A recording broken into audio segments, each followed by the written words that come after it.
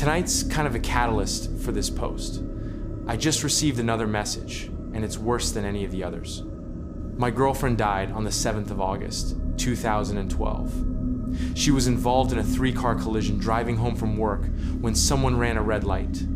She passed away within minutes on the scene. We had been dating for 5 years at that point.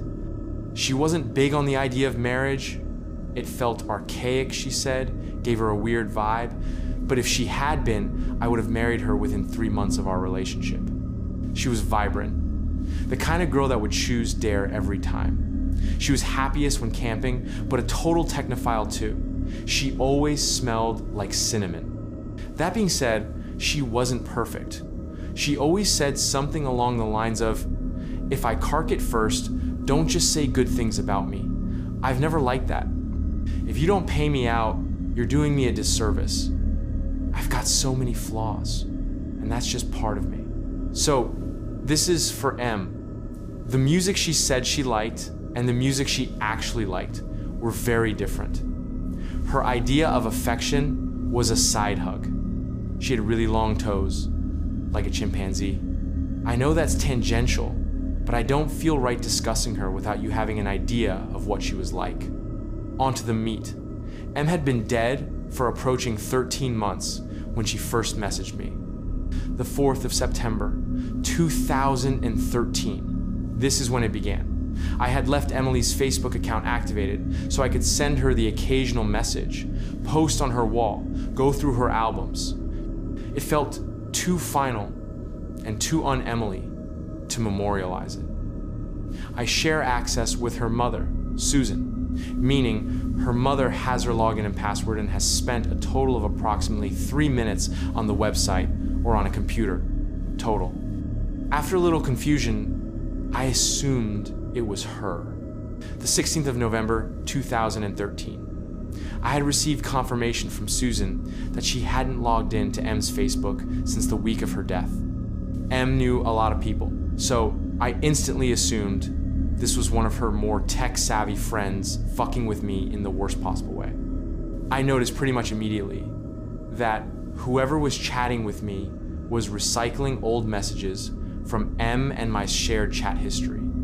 The wheels on the bus comment was from when we were discussing songs to play on a road trip that never eventuated. Hello happened a million times. Around February 2014, Emily started tagging herself in my photos. I would get notifications for them, but the tag would generally always be removed by the time I got to it. The first time I actually caught one, it felt like someone had punched me in the gut. She would tag herself in spaces where it was plausible for her to be, or where she would usually hang out. I've got screenshots of 2 from April and June. These are the only ones I've caught, so they're a little out of the timeline I'm trying to write out. Around this period of time, I stopped being able to sleep. I was too angry to sleep. She would tag herself in random photos every couple of weeks. The friends who noticed and said something thought it was a fucked up bug. I found out recently that there have been friends who have noticed and didn't say anything. Some of them have removed me from their Facebook friends list. At this point, some of you may be wondering why I didn't just kill my Facebook profile. I wish I had. I did for a little while. On days when I can't get out there though, it's nice having my friends available to chat. It's nice visiting M's page when the little green circle isn't next to her name. I was already socially reclusive when M was alive. Her death turned me into something pretty close to a hermit, and Facebook and MMOs are my only real social outlets. On the 15th of March, I sent what I assumed was M's hacker a message. On the 25th of March, I received an answer. It wasn't until I was going over these logs a few months later that I noticed she was recycling my own words as well. My response seems kind of lackluster here. I was intentionally providing her with emotional bait. This is actually devastating, to keep them interested in their game. I was working off the assumption that the kind of person to do this would be the kind of person that would thrive on the distress of others. I was posting in tech forums, looking for ways to track this person, contacting Facebook. I needed to keep them around so I could gather evidence.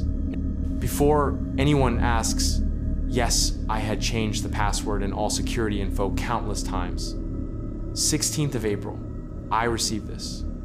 This seems like word salad. Like all our conversations so far, it's recycled from previous messages she sent.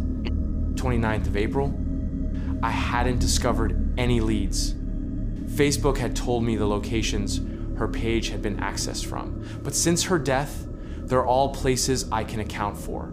My home, my work, her mom's house, etc. My response here wasn't bait. Yo, Ask Nathan was an in-joke too lame, worth explaining, but seeing her say it again just absolutely fucking crippled me.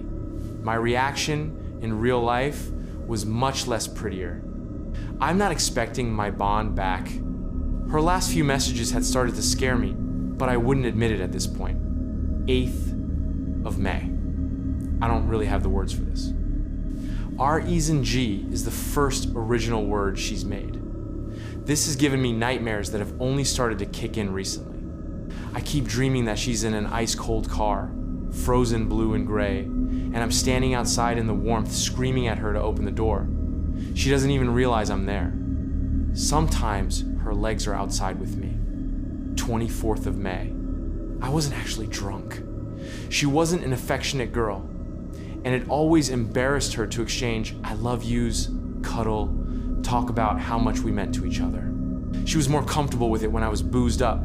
I got fake drunk a lot. Her reply is what prompted me to finally memorialize her page, thinking it might help curb this behavior. It might seem innocuous compared to her previous message. It's pasted from an old conversation where I was trying to convince her to let me drive her home from a friend's. In the collision, the dashboard had crushed her.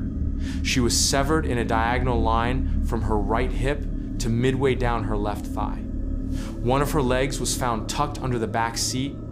Going back in time, 7th of August, 2012. These are logs from the day she died. She was usually home from work by 4:30. This, alongside a couple of voicemail messages, is the last time I talked to her under the assumption that she was alive. You'll see why I'm showing you these soon. Yesterday, 1st of July, 2014. I memorialized her page a couple of days after I received the message about walking. Until today, she'd been quiet. She wasn't even tagging herself in my photos. I don't know what to do anymore. Do I kill her memorial page? What if it is her? I want to puke. I don't know what's happening. I just heard a Facebook alert.